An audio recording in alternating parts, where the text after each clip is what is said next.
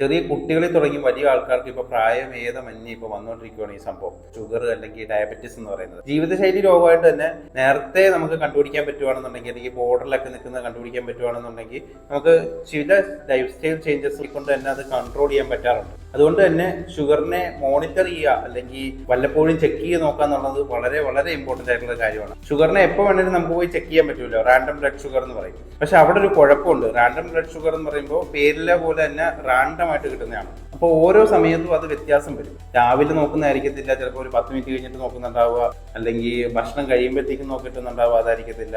ഭക്ഷണം കഴിഞ്ഞ് കുറച്ചു നേരം കഴിയുമ്പോഴത്തേക്കും അതായിരിക്കത്തില്ല. അപ്പം ഇങ്ങനെ വ്യത്യാസം വന്നുകൊണ്ടേ ഇരിക്കുക. അപ്പോൾ നമുക്ക് കൃത്യമായിട്ടൊരു വാല്യൂ കിട്ടണമെന്നുണ്ടെങ്കിൽ അതിനെയല്ല ഡിപ്പെൻഡ് ചെയ്യേണ്ടത് HbA1c എന്ന് പറയുന്ന ഒരു വാല്യൂവിനെയാണ്. HbA1c എന്ന് പറഞ്ഞു കഴിഞ്ഞാൽ ഗ്ലൈക്കേറ്റഡ് ഹീമോഗ്ലോബിൻ എന്ന് പറയും. വേറൊന്നുമില്ല, നമ്മുടെ ചുവന്ന രക്താണുക്കളുടെ സർഫസിൽ കാണുന്ന ഹീമോഗ്ലോബിൻ, അതുമായിട്ട് നമ്മുടെ ബ്ലഡ് നിൽക്കുന്ന ഷുഗർ പോയിട്ട് റിയാക്ട് ചെയ്തിട്ട് ഒരു കെമിക്കൽ ഫോമിൽ അവിടെ ഉണ്ടാവും. അതിനെയാണ് ഈ ഗ്ലൈക്കേറ്റഡ് ഹീമോഗ്ലോബിൻ എന്ന് പറയുന്നത്. ഈ അളവ് എന്ന് പറയുന്നത് 3 മാസം കൃത്യമായിട്ട് ഒരേ വാല്യൂ തന്നെ ആയിരിക്കും. അതിന്റെ കാരണം എന്ന് പറയുന്നത് നമ്മുടെ ചുവന്ന രക്താണുക്കൾക്ക് 3 മാസമാണ് ലൈഫ് സ്പാൻ ഉള്ളത്. അതായത് 3 മാസം കഴിയുമ്പോൾ അത് തന്നെ പോയി നശിക്കും. അപ്പൊ അതുകൊണ്ട് തന്നെ 3 മാസം കഴിയുമ്പോഴേ ഈ ഒരു വാല്യൂവിനും വ്യത്യാസം വരുന്നുള്ളൂ.